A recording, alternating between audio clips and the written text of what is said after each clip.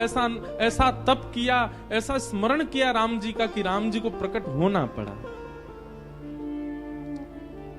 प्रसन्न मुद्रा में श्री राम जी प्रकट हो गए महादेव के सामने।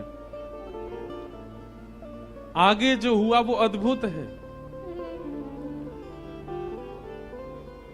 नियम तो आज तक हमने ऐसा सुना है कि देव प्रकट होकर के कहते हैं कि वरदान मांगो, परंतु राम जी प्रकट होकर के महादेव से कह रहे हैं हमको वरदान दे दो।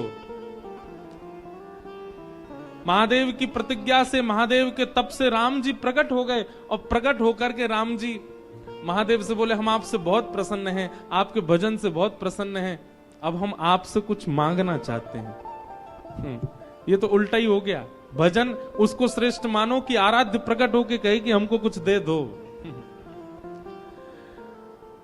अब बिनती मम सुनहु शिव जो मो पर निज नेह, जाई विवाहु शैल जहि यह मोहि मांगो दे।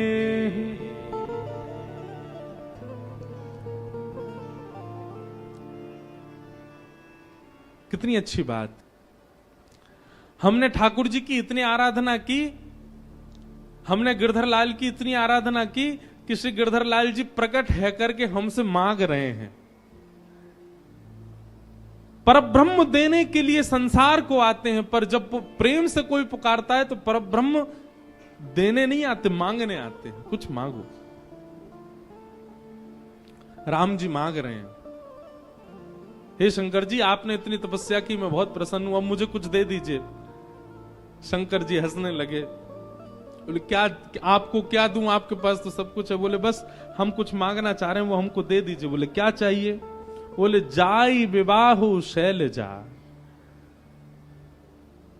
हिमाचल की पुत्री, हिमालय की पुत्री पार्वती जी से आप जाकर के विवाह करो। बस यही वरदान हमको दे दीजिए कि हम इन नेत्रों से आपका विवाह देखना चाहते हैं, आप जाकर के विवाह कीजिए। शंकर जी जैसे ही राम जी के वचन सुने, वचन सुनकर के शंकर जी ने कोई दूसरा विचार मन में आया नहीं। मात पिता गुरु प्रभु की वाणी, विनहि विचार करिए शुभ जानी। गोस्वामी जी कहते हैं माता पिता गुरु की आज्ञा का पालन करना एक बात है, पर माता पिता गुरु की आज्ञा को शुभ जान करके पालन करना ये विशेष बात है। पिताजी कह रहे हैं ऐसा करो, मां कह रही है ऐसा करो, गुरु कह रहे हैं ऐसा करो, अब उनने कहा है करना तो पड़ेगा। वो आपको भार नहीं लगना चाहिए कि माता पिता ने कहा मुझे करना पड़ेगा। यहां पर एक शब्द जोड़ दिया गया, शुभ जानी। मां यदि कह दे ऐसा करो तो उसमें अपना शुभ ही जानिए कि नहीं ऐसा करूंगा तो ही मेरा शुभ होगा। पिता ने ऐसा कहा, वो करने में आपका ये भाव होना चाहिए मेरा शुभ ही होगा, और उस क्रिया को कर दीजिए।